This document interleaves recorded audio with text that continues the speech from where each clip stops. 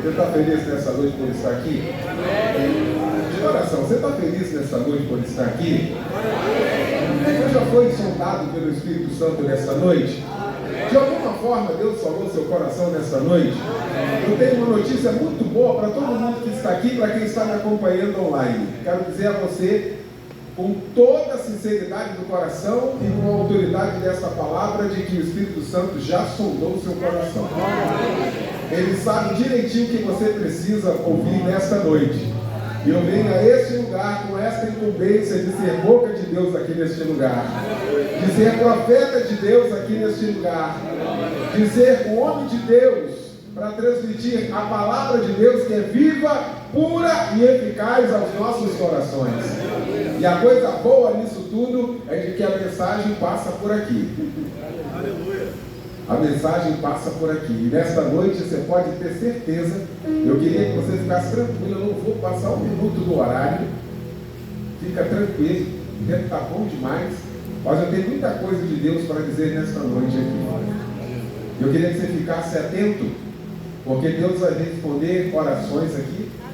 Deus vai responder indagações da vida de pessoas aqui com uma palavra. Já viu quando a gente fala, conversa com Deus, o tempo todo a gente cita uma palavra que só a gente sabe, aí daqui a pouco você vai, a palavra revelada chega, e aí você fala aquela palavra e Deus fala assim, estou confirmando isso aqui, é assim que Deus faz. Então eu queria que nessa noite você ficasse muito atento, porque nessa noite, pela proposta do culto nessa noite, de tudo que aconteceu até aqui, eu quero contar uma história e fazer uma proposta. Quero replicar uma história que Jesus contou. Foi Jesus que contou essa história. E toda história que Jesus conta, ela tem um fundamento. Toda história que Jesus conta, ela tem uma aplicação. Toda história que Jesus conta, ela tem uma verdade. E com certeza essa história que eu passo a contar a partir de agora, que está em Lucas, no capítulo 15, pode colocar, por favor? Você pode abrir a sua Bíblia, em nome de Jesus, em Lucas, no capítulo 15. Com certeza essa história que eu vou contar, talvez seja a experiência de algumas pessoas aqui nesta noite. Talvez não desta forma, mas em algum momento da vida, talvez você esteja passando, ou talvez você passou por este momento. Livro de Lucas, o Evangelho de Lucas, no capítulo 15, existem 3 parábolas nesse capítulo 15. A primeira parábola que Jesus conta, uma grande reunião, uma multidão se reunia, e lá tinha publicanos, pecadores, mas Jesus passou a contar essas parábolas. E no capítulo 15, a primeira parábola que Jesus conta, ele fala da ovelha perdida, em que o pastor vem com as ovelhas, falei, eram 100 ovelhas, clássicos de melodia. É assim que funciona. O direcionamento de Deus é assim, a sensibilidade do Espírito é assim, funciona assim. Meu Deus. E essa parábola Jesus conta que o pastor sai, e aí quando ele retorna com as suas ovelhas, ao contá-las, ele percebe que tem 99. E ele deixa guardadas as 99 no aprisco, seguras, e sai a procurar a 100ª ovelha. E o mais interessante é que tem um hino que tocou muito aqui no Rio de Janeiro e no Brasil, que o hino fazia alusão de que a 100ª ovelha era eu, era você, e que um dia ele nos alcançou e nos trouxe de volta ao aprisco. Aleluia! Estávamos longe, perdidos dele, mas ele foi lá e nos achou. E a Bíblia diz que quando ele acha a ovelha, ele coloca nos seus ombros, traz de volta ao aprisco e guarda, e existe uma grande festa. A segunda parábola, ele vai falar da dracma perdida. Ele vai contar a história de uma mulher que tem 10 moedas valiosas, e essa mulher perde essa moeda dentro de casa. dentro de casa, a mulher perde uma dessas moedas. E, diferentemente de muita gente, poderia dizer assim: ah, eu perdi uma, eu tenho 9. Eu tenho 9, perdi uma. Diferentemente de muita gente, ela pensou ao contrário: não, eu vou achar, eu vou procurar até achar a moeda valiosa. A aplicação dessa parábola, Jesus está dizendo que por muitas vezes nós perdemos tesouros dentro da nossa casa. Lugar onde a gente acha que a gente domina, e que a gente conhece, de que a gente sabe tudo, mas exatamente lá, lamentavelmente, onde muitos tesouros estão sendo perdidos. Mas Jesus diz nessa história de que essa mulher abre a janela, ela liga a luz, ela varre a casa e ela acha a dracma perdida, a moeda de valor. E quando ela acha a moeda de valor, ela chama todas as suas vizinhas e promove uma festa. E a terceira parábola é a parábola que Jesus conta de uma história muito parecida com muita gente aqui. Essa foi a história de muita gente. E é possível que nesta noite tenha entrado alguém aqui também com a história muito parecida. Jesus passa a contar de que certo homem tinha 2 filhos. E o mais moço um dia o chamou. Me permita parafrasear essa história. Ela já está aqui no capítulo 15, a partir do verso 11. E o filho mais novo um dia reúne-se com o pai e diz: pai, eu quero a minha parte da herança. Eu quero ir embora. Eu quero viver a minha vida. Eu quero ter a minha liberdade. Eu quero fazer o que eu bem quero. E a sensação que a gente tem é de que em algum momento da nossa adolescência nós passamos por isso. Talvez lá pelos 12 anos, não sei, você, 13 anos, todo mundo quando atingiu essa idade queria ter 18. Porque achava que com 18 teria toda a liberdade e podia fazer o que quisesse. Só que nós fizemos 18, depois 20, depois 30, aí 40. Aí chegamos aos 50, aí a gente quer voltar aos 13, não volta mais. A idade da imaturidade. Mas fato é que Jesus, contando essa história, Jesus disse que o pai, ao invés de repreender aquele jovem, o pai reúne a família e faz a partilha. O pai divide a partilha, eram 2 filhos. Ele fica com a parte dele, divide a parte para o filho mais velho e para o filho mais novo. E o texto vai dizer que o jovem, poucos dias depois dessa partilha, a história vai dizer, Jesus contando, de que o filho pega a parte dele da herança e vai para uma terra distante. E ao chegar nessa terra distante, Jesus conta que esse jovem que tinha parte da herança, vamos contextualizar esse jovem que estava com dinheiro, ele chega numa cidade e ele gasta todo o seu dinheiro dissolutamente.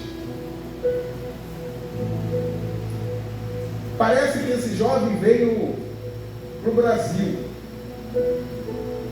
porque lamentavelmente essa experiência desse jovem é a experiência de muita gente, talvez tenha sido a sua. Quando você está com alguma coisa, quando você tem dinheiro, o que você tem de amigos, quando você tem alguma coisa que chama a atenção, alguma coisa de valor, como as pessoas se aproximam de você, como você é querido. É a parábola que Jesus está contando. Enquanto esse jovem tinha dinheiro, ele tinha amigos. Mas Jesus conta que o dinheiro desse jovem acabou. E quando acabou o dinheiro desse jovem, veio uma grande fome na terra onde ele estava. E Jesus tem a habilidade e a sensibilidade de dizer que ninguém lhe dava nada. Traduzindo, depois que o dinheiro acabou, os amigos foram embora. Os amigos abandonaram o jovem. E o texto diz, a sensibilidade de Jesus contando isso para uma multidão, diz que houve fome naquela terra e ninguém lhe dava nada. Ele encontra uma pessoa e essa pessoa tem uma criação de porcos. Quando Jesus se refere a isso, Jesus está dizendo e está trazendo o entendimento de que o trabalho mais humilhado que tinha naquela época era criar porcos. Porque para esse contexto aqui, os porcos eram imundos. Eram coisas que ninguém queria para esse contexto aqui. E Jesus conta que o único trabalho que restou para aquele jovem, que um dia estava muito bem, com muito dinheiro e com muitos amigos, o que sobrou foi o trabalho para criar porcos. O pior trabalho que tinha. O trabalho de maior humilhação que tinha para aquela época, e ele aceitou. E a Bíblia diz, Jesus conta, de que esse jovem almejava, ele ansiava comer a comida dos porcos. Veja que degradação. Alguém rico, alguém que pega a sua partilha, pega a parte que lhe cabe, vai para uma terra, gasta todo o seu dinheiro, perde todo o seu dinheiro, perde os, entre aspas, amigos, a terra não tem comida, o trabalho que ele está é o mais deplorável que tem. Aqueles porcos tinham mais dignidade que ele, e os porcos tinham lavagem, e ele nem comida tinha. Mas interessante é que, coloca o 17, por favor. Cadê o pessoal? Lucas, isso, 17. Está aqui, né? Diz assim o texto ali, ó. Depois que tudo isso acontece, isso é Jesus contando. Quando finalmente caiu em si, disse: até os empregados de meu pai têm comida de sobra, e eu estou aqui morrendo de fome. Veja a condição desse garoto, desse jovem, veja a situação que ele está agora. Mas a coisa mais bonita desse texto, que eu acho, é quando o texto diz assim: quando ele chegou no fundo do poço, aonde não tinha absolutamente mais nada, nenhum lugar para correr, e há quem diga que o melhor lugar que tem é o fundo do poço para algumas pessoas, porque dali é só subir, descer não vai mais. Era o caso desse jovem. Fundo do poço, sem saída. Aí Jesus diz assim: caindo ele em si, foi tomado de uma ideia, de uma posição, que ele para e fala assim: o que é que eu estou fazendo aqui? Em outras palavras, aqui não é o meu lugar. Aleluia, glória. Porque lá na casa do meu pai tem empregado que tem o que comer, tem o que vestir, tem aonde dormir, tem dignidade, e eu estou aqui, nessa desgraça, nesse fundo de poço. A primeira coisa dessa parábola que Jesus está explicando é quando o homem cai na realidade dele, quando o homem reconhece de que ele não tem mais para onde ir.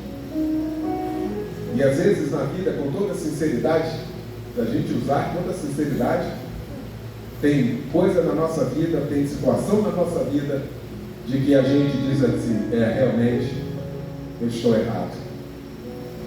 Realmente o que eu estou vivendo não é para eu viver. Realmente eu tenho que mudar a situação da minha vida. Foi isso que esse jovem fez. Nessa parábola, Jesus conta que ele cai em si.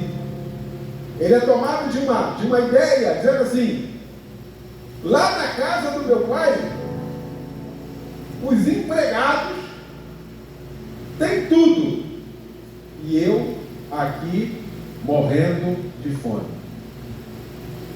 Talvez você entrou aqui nesta noite, você esteja vivendo uma vida completamente desgraçada. É porque uma vida longe de Jesus é uma vida sem graça. E toda vida sem graça é uma vida desgraçada, desprovida de graça, desprovida de alegria, desprovida de sonhos, desprovida de sustento, desprovida de carinho, desprovida de cuidado. A pior coisa que esse jovem fez na vida dele foi se afastar do pai. Talvez você ainda more com seu pai, fisicamente, mas emocionalmente esteja muito longe dele.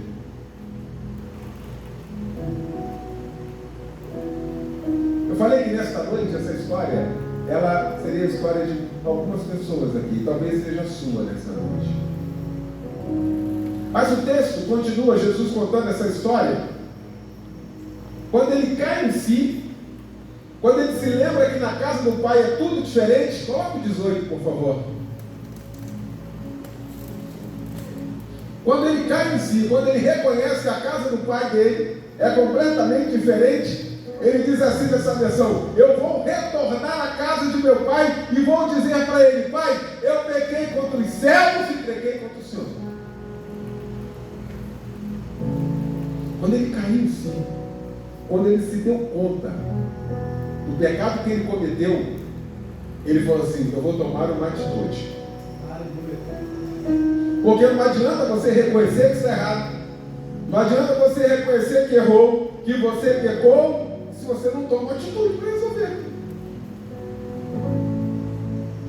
Não proveito a reconhecer que errou e não morrer para consertar. E não tomar uma atitude para fazer o caminho de volta, para voltar aonde estava.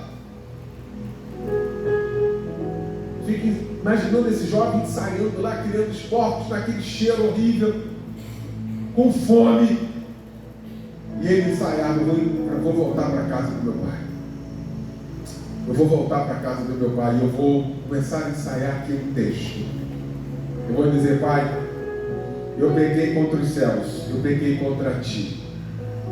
O 19 diz assim: eu já não sou digno de ser chamado teu filho. Coloca o 19. Eu já não sou nem digno de ser chamado teu filho por causa disso, por causa deste erro. Mas se o Senhor quiser, o Senhor pode me considerar como um dos seus empregados. Sabe o que denota isso aqui? Humildade. Existe a humildade. Toda vez que a gente erra, Jesus está contando essa história aqui para um grupo de religiosos também. Toda vez que você de fato errou algo, que você pecou, que você transgrediu e que você reconheceu isso, tome a atitude de voltar e, sobretudo, de se humilhar. Ele sai dizendo assim: pai, eu estou aqui de volta, sou esse trapo aqui. Eu nem sou digno mais de ser chamado seu filho, mas deixa eu ficar como um dos seus empregados, como um dos seus jornaleiros. Porque estando aqui na tua casa, eu vou ter um lugar para dormir, eu vou ter alimento, eu vou ter dignidade. Aleluia. Aleluia. Isso é ele ensaiando para contar para o pai. E aí normalmente vem, eu fico imaginando, eu estou mergulhando aqui no texto, normalmente vem aquela que diz assim: poxa, mas meu pai vai ir, você que quis ir, bem feito, agora sofra, tem que pagar, Você abate tudo isso, né? Você fez isso, você tem que pagar. Você fez isso, essa é a consequência. Volte lá para aquele lugar do esporte. Fico imaginando, sabe, esse conflito na cabeça desse jovem. Mas ele estava decidido. Uma coisa que tem que ter nesta noite na sua vida, para você que está vivenciando essa história, ou por algum momento essa história está passando aí pela sua, porque essa história ela não está aqui para enfeitar a Bíblia, ela está aqui para dizer para mim e para você que tem alguém que passa por essa história. E é possível que você esteja aqui nesta noite. Mas ele estava decidido. Independente do que acontecer, eu vou voltar para a casa do meu pai. Independente do que o pai falar comigo, mas eu vou voltar. E a Bíblia diz de que ele retorna para casa. Olha o 20. E levantando-se foi para o seu pai. E a Bíblia diz que ele ainda vinha de longe. Quando o pai o avistou. E quando o pai o avistou, o pai saiu correndo ao encontro dele. E eu fico imaginando com os braços abertos. Lá vem o meu filho. O meu filho está chegando e a Bíblia diz que o pai abraça o filho, beija o filho. Vem, filho. Você estava morto, mas agora você tem vida. Cai por terra toda aquela ideia de que o filho seria rechaçado, seria quebrado, seria arrebentado. Ao invés disso, o pai manda matar um bezerro cevado, aquele que estava sendo guardado, e manda preparar uma grande festa. E diz: troca a roupa dele, coloca a roupa nova nele, coloca o anel de novo nele de autoridade. Troca as sandálias dele, porque esse meu filho estava morto e hoje reviveu. Aleluia. Aleluia. Sabe quem é o pai desta parábola? É Deus. Jesus, quando conta essa história, está dizendo que o pai desta parábola é Deus. O pai que nunca esquece dos seus filhos. Pai que nunca abandona os seus filhos. Por mais que eu e você saiamos da presença dele, por mais que eu e você saiamos para longe da presença dele, o pai continua nos esperando.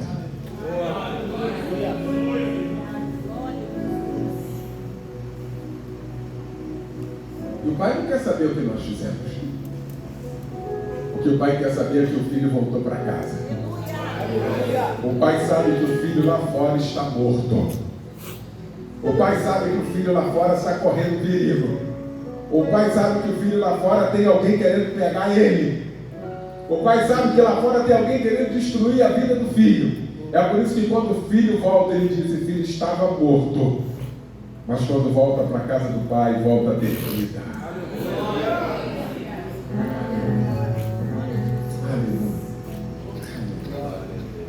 Eu falei nesta noite que eu contaria uma história. E contei a história. Eu também falei nesta noite de que eu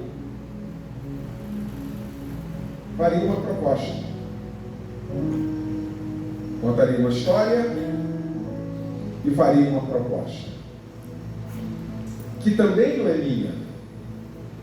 Que também não é da Igreja Batista Manaí, não é do pastor Luiz Carlos. Essa é uma proposta desse Jesus que contou esta parábola. A proposta é dele. E você vai ver que é uma proposta completamente diferente de proposta de homens. Coloca para mim. Mateus capítulo 11, verso 28, por favor. Mateus 28, 11. Essa é uma proposta dele. Completamente diferente da proposta de homens. Completamente diferente da proposta de religião. Porque a religião, ela aprisiona, ela coloca força, ela coloca peso. coloca uma obrigação. Essa proposta é de alguém que tem poder para libertar a sua vida. Mateus 11, 28. Que diz assim, olha a proposta dele: vinde a mim, todos os que estáis cansados e sobrecarregados. Por que eu disse que essa proposta não é uma proposta de homens? Porque nós homens também estamos sobrecarregados. Com tanta coisa, com tanta responsabilidade, com tanta luta, com tanto problema. Aí sabe o que a gente quer fazer? Ele fala assim, meu irmão, pastor Carlos, eu não quero saber dos seus problemas não, porque eu já tenho os meus. Pastora Meg, a senhora fica com os seus problemas, eu fico com os meus. A proposta de Jesus é diferente. Se você está cansado e sobrecarregado, venha a mim. Essa é a proposta dele. Isso que eu falei que não é uma proposta de homens.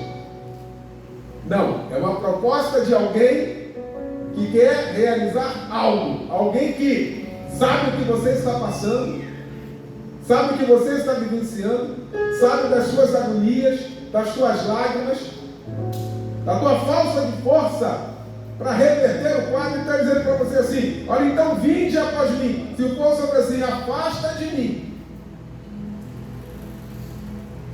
A proposta de homens, quando o outro está com problema, é afasta de mim. Esse Jesus, a proposta dele é outra, é vinde após mim. Se achega a mim.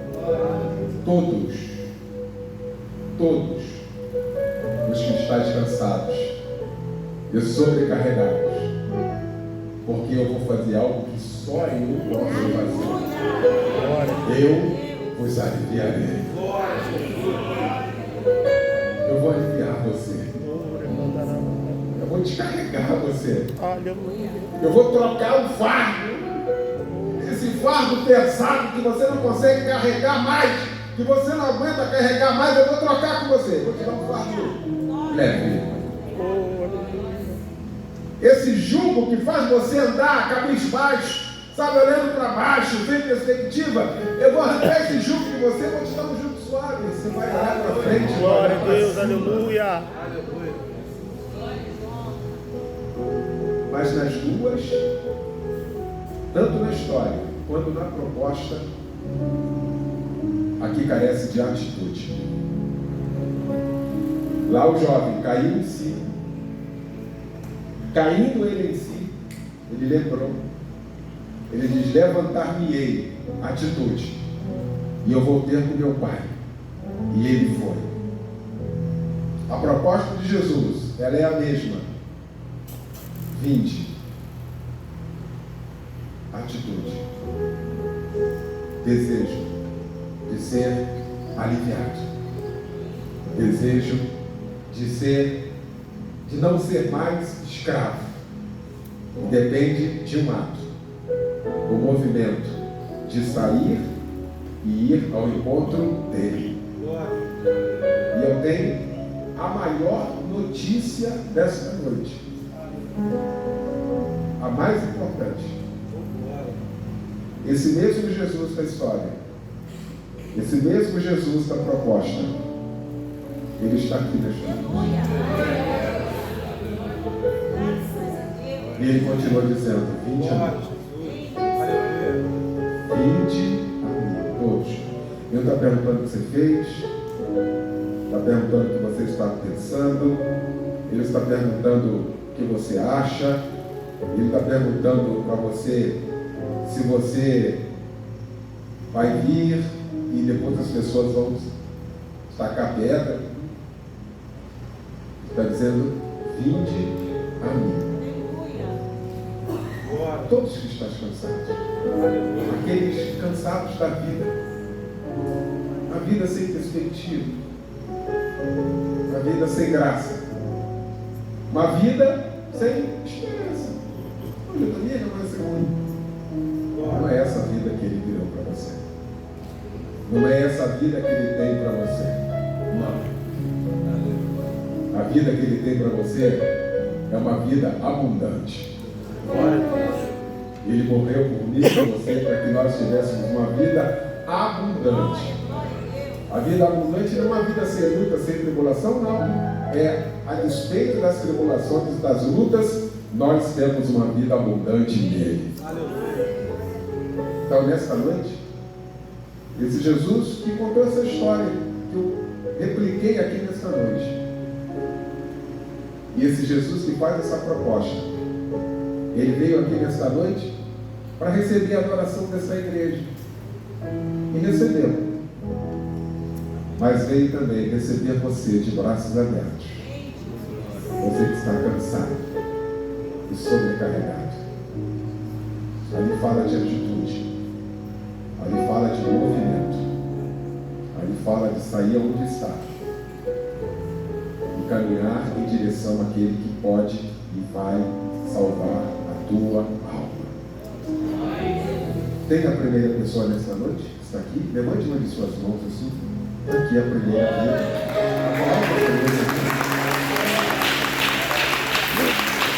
Aleluia.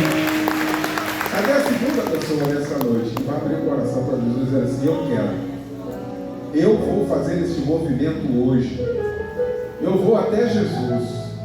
Eu estou cansado. Estou cansado da vida. Eu estou cansado de tudo que eu faço. Eu estou cansado de tudo que eu planejo. Nada dá certo na minha vida. Tudo que eu planejo na minha vida dá errado, dá ruim. Eu não consigo. Sabe por quê? Porque esse mesmo Jesus que foi falado aqui, esse mesmo Jesus da história e da proposta, é o mesmo Jesus que disse: sem mim nada podeis fazer. Eu estou te revelando o segredo porque dá tudo errado na sua vida. Porque Jesus nunca esteve nos seus planos, nos seus projetos. No dia que você colocá-lo como o principal dos teus planos, dos teus projetos, tudo vai começar a dar certo.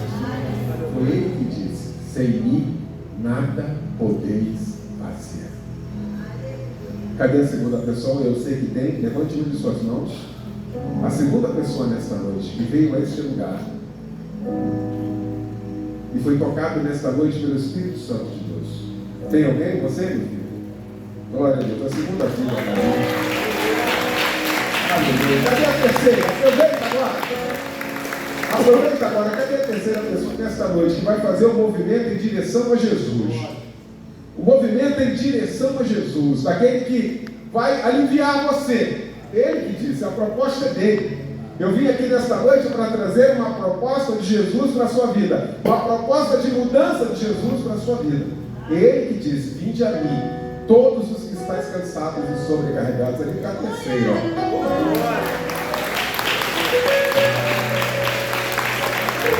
Aleluia. Será que nós já temos a quarta pessoa aqui nessa noite? A quarta vida aqui nessa noite que vai dizer assim: eu quero fazer esse movimento em direção ao meu Senhor. Eu quero fazer esse movimento na direção de Deus. Eu quero fazer esse movimento na direção da minha salvação em Cristo Jesus. Eu vou perguntar mais uma vez: cadê a quarta pessoa? Levante uma de suas mãos, em nome de Jesus.